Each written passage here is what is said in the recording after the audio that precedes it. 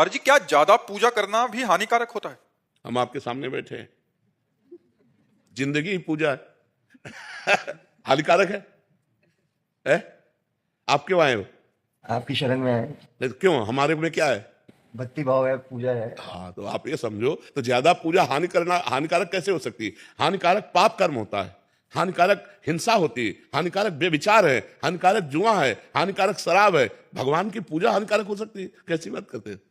कैसे कैसे कैसे ये बात कैसे मतलब दिमाग में आई? पूजा करने से मतलब अपने ग्रह जैसे मतलब बात समस्या ये है कि कुछ लोगों के दिमाग में ऐसा बैठ जाता है कि जो ज्यादा धर्म से चलते हैं, जो ज्यादा पूजा करते हैं, वो परेशान हो जाते हैं। आप जो प्रश्न कर रहे हो मैं उसे समझ रहा हूं, उसकी धारा को। ऐसा नहीं है। पूर्व के जो पाप कर्म हैं, जैसे हमारी दोनों किडनी फेल है, बचपन से बाबा जी हूं, ये हमारे पूर्व के पाप कर्म का फल है। और ये हमारे भजन का फल है कि हमें पूरे की पूरी जनता का प्यार मिल रहा है। हम सुबह जब निकलते ना, छोटे बच्चे से लेकर सब राधा राधा राधा, तो दिखाई देता है, सबकी आंखों में प्यार दिखाई देता है।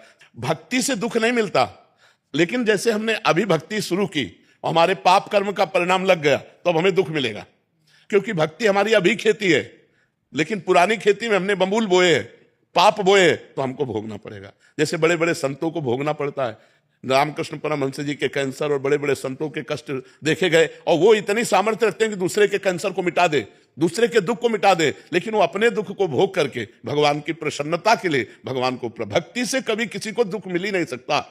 लेकिन भक्तों के जीवन में दुख देखा गया है। हाँ जी, बात समझना, उस दुख में भी वो सुखी रहे हैं और बड़े बड़े कष्ट उनके जीवन में आए। क्या हुआ? अब जैसे हमारा आखिरी जन्म है, अब हमें जन्म नहीं लेना, तो हमारे हजारों अनंतों जन्मों के पापों को थोड़ा थोड़ा भुगा भुगा कर, अब जब थोड़ा थोड़ा भोगेंगे तो कदम कदम पे भोगना है। अब भोगते भोगते मर जाएंगे, इसके बाद भगवान को प्राप्त हो गए, खत्म। अब तुम्हारा अनंत जन्म भटकना है। अभी बोले पापी आदमी कोई भी कष्ट नहीं हुआ, जुकाम भी नहीं हुआ, चट मर गया। देखने को मिलता है ऐसा कि पापी आदमी हंसते नाचते मर गया, और संत बने हैं, पूरा जीवन भजन करने, महीनों सड़ना पड़ा। क्यों? क्योंकि इनके अनंत जन्मों का हिसाब होकर अभी भगवान को प्राप्त होंगे और उनको भटकना पड़ेगा, अभी हजारों जन्म भटकना पड़े। भक्ति से कभी किसी को परेशानी हो ही नहीं सकती। भक्ति कभी दुख, भगवान भला मंगल भवन है, उनका भजन उनकी पूजा किसी को दुख दे सकती? उनकी पूजा तो दुखों का निवारण करती है। ये बात पक्की समझ लीजिए। नंदिनी जी दिल्ली से। राधे राधे महाराज जी। महाराज जी, हमें कैसे पता चले कि भगवान हमारे से प्रसन्न है? क्योंकि संसार में रह कर कोई ना कोई गलती तो बन ही जाती है महाराज जी। जब निरंतर भगवान का स्मरण हो, शास्त्र विरुद्ध आचरण न हो, कोई पापाचरण न हो, और संत समागम मिलता रहे, तो जान लेना चाहिए हमारे ऊपर भगवान बहुत प्रसन्न है। हम मोहि भाव भरोस हनुमंता, बिनु हरि कृपा मिले नहीं संता। संत समागम मिलता रहे, पापाचरण का त्याग हो, निरंतर भगवान के स्मरण का, नाम जप का अभ्यास हो, तो भगवान हम पर प्रसन्न है। ये रुपया पैसा मिलना, नाना प्रकार की भोग सामग्री मिलना, नाना प्रकार का वैभव मिल जाना, ये पुण्यों का फल है, भगवान की कृपा का फल नहीं। सुतदारा धन लक्ष्मी पापियों के घर होए, संत समागम हरि कथा तुलसी दुर्लभ दोए। यदि संत समागम मिल रही, भगवान की कथा में रुचि हो रही, भगवान के नाम जप में रुचि हो रही है, तो हमारे ऊपर भगवान की कृपा है, भगवान हम पर प्रसन्न है। इसके अलावा हम भगवान की ओर प्रसन्नता को नहीं मानते।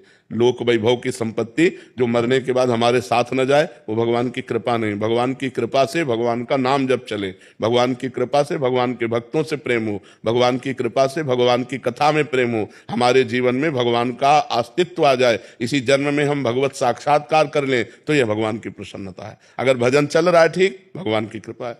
संत समागम में रुचि है, भगवान की कृपा है। लीला कथा भगवान की सुनकर अश्रु आ रहा है, ये भगवान की कृपा है। इति चौधरी जी मथुरा से। राधे राधे महाराज जी। महाराज जी, नियम कानून के बिना पूजा सार्थक होती है क्या? हाँ, नियम कानून एक तरफ है, भाव एक तरफ है। किसका है? हाँ, भाव एक तरफ है। अगर भाव में भर करके नियम कानून का खंडन भी होता है, तो उससे कोई फर्क नहीं पड़ता। जैसे श्री कर्मा बाई थी, उन्होंने विचार किया कि जगन्नाथ जी को दिन में तो खूब भोग लगता है, लेकिन जब रात में पट बंद हो जाते हैं, तो उनको फिर उनको भूख लगती होगी। उन्होंने अपने भाव से विचारा, तो 3 बजे तड़के उठकर बिना नहाए धोए सबसे पहले खिचड़ी बनाई और जगन्नाथ जी को रो के पुकारती, तो जगन्नाथ जी आने लगे, उनकी गोद में बैठ जाते और वो पूरी खिचड़ी पवाते। एक दिन 7 बजे लगभग सुबह स्नान करने जा रही थी, तो एक संत भगवान मिल गए जो नियम कानून को जानने वाले थे और नियम से चलते थे। उनका कर्मा भाई स्नान करने जा रहे हो? बोले हाँ। बोले क्या, किस प्रकार की तुम भक्त हो कि सूर्य उदय हो गया अब स्नान करने जा रहे हो? अरे भक्त तो तड़के स्नान करते हैं, तो उनका तड़के तुम ठाकुर जी का भोग बनाते हैं। अरे राम राम, कितना बड़ा अपराध करते हो, बिना स्नान किए बिना पवित्र हुए भोग बना के ठाकुर जी को, ये तो अपराध है। अब उन्होंने दूसरे दिन पहले स्नान और सब दिनचर्या की और भोग बनाया और बुलाया, तो जे ही एक कवल पवाया सो वहां पर्दा मंदिर काटने को, ठाकुर जी अंतर ध्यान हो गए, चले गए। अब वहां खिचड़ी मुंह में लगी थी, एक कवल केवल। तो जगन्नाथ जी के पार्षदों ने पूछा कि जय जय, अभी तो भोग पधराया नहीं, ये मुख में भोग कैसे? अरे बोले कर्मा बाई और नियम वाले के चक्कर में पड़ गई है, तो एक ही कवल में पाओ। कर्मा बाई से कह दो मैं नियमों से प्रसन्न नहीं होता, मैं प्रेम से प्रसन्न होता हूं, मैं प्रेम से अधीन होता हूं। तो जब कभी भाव से भक्त पवाता है तो भगवान पाते हैं, नियमों के अनुसार नहीं। नियमावली तो प्रेम प्राप्ति के लिए है, और प्रेम को भगवान स्वीकार करते हैं। भाव का भूखा हूं मैं, ना कि नियम का भूखा हूं मैं। भगवान ने क्या कहा?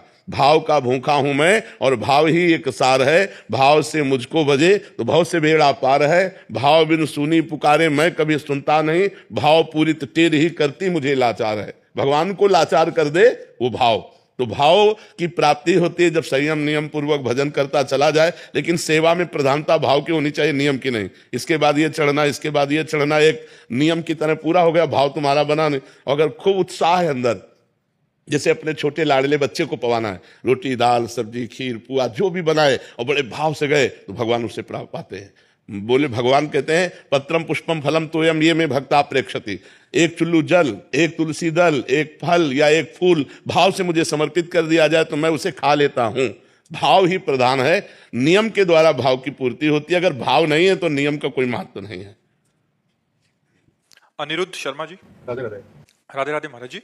महाराज जी, पहले के कुछ सालों में मैंने बहुत पाप किए, पार्टीज में जाना, गलत लोगों के साथ बैठना। हाँ, और कुसंग से गलतियां हो जाती। उस जीवन में खुश भी था, लेकिन एक महाराज जी कह रहे हैं कि कुंभ में गए रिसेंट, तो वहां साधुओं संतों का आचार्यों का संग हुआ, तो इनको फिर ये सब अभी रुच नहीं रहा। और महाराज जी, क्या मुझे पहले पाप का भोगना पड़ेगा, या कोई मार्ग है जिससे मेरे पहले उन पापों से? सर्वधर्मान परित्यज्य मामेकम शरणम व्रज अहम त्वाम सर्व पापेभ्यो मोक्षयिष्यामि मा शुचा। भगवान कह रहे मेरी शरण में आ जाओ।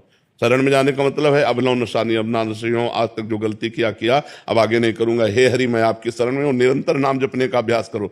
नाम संकीर्तनम यस्य सर्व पाप प्रणाशनम। भगवान का नाम कीर्तन समस्त पापों का नाश कर देता है। खूब नाम जप करो, राधा राधा राधा कृष्ण कृष्ण राम हरि, जो नाम प्रिय हो, और भगवान की शरण में रहो। शास्त्रों का स्वाध्याय करो, संतों का संग करो, गंदे आचरण का त्याग करो, सब पाप नष्ट हो जाएंगे।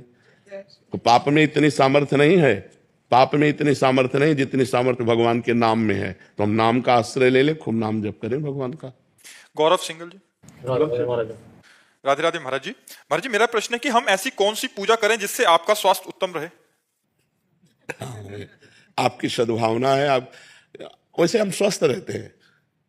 ये अंदर का केवल भोग का विधान है कि हम स्वस्थ नहीं। अगर हमारा मन प्रसन्न है ना, और शरीर में पीड़ा, तो कोई फर्क की बात नहीं रहती। और अगर शरीर स्वस्थ है और मन पीड़ा में, डिप्रेशन में, तो पीड़ा ही पीड़ा है। हमारा मन प्रसन्न रहता है। आप सबके आशीर्वाद से, श्री जी की कृपा से हमारे मन की स्थिति लाडली जू में रहती, इसलिए हम हर समय प्रसन्न रहते हैं।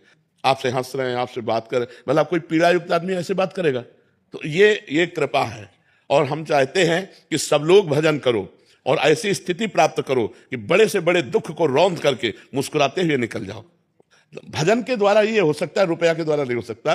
ये हर किसी परिस्थिति में हम दुख में मुस्कुराएं, ये केवल भगवान के बल से हो सकता है, और दूसरी परिस्थिति में। तो आपका ये जो सद्भाव है, यही हमको आगे बढ़ा रहा है, हमको दुख से बचा रहा है। आप लोगों की सद्भावना, और कुछ करने की जरूरत नहीं। ये जो आप सद्भावना कर रहे हो ना कि आप स्वस्थ रहो, आप सुखी रहो, यही सद्भावना हमको स्वस्थ रख रही, सुखी रख रही। बकाया अब तो जब तक प्राण नहीं जाएंगे तब तक वो भोगना पड़ेगा, क्योंकि किडनी फेल हो चुकी है। सब ब्रजवासियों का आशीर्वाद, संतों का आशीर्वाद, आप सबका प्यार ही हमको सुरक्षित किए हुए। चिंता मत करो, जब तक जिएंगे तो दहाड़ते रहेंगे, जब जाएंगे तो श्री जी के पास दहाड़ेंगे। जी। धर्मदास जी अयोध्या जी से। सीताराम महाराज जी, आपके चरणों में कोटि कोटि प्रणाम। महाराज जी, देहाभिमान की निवृत्ति कैसे हो?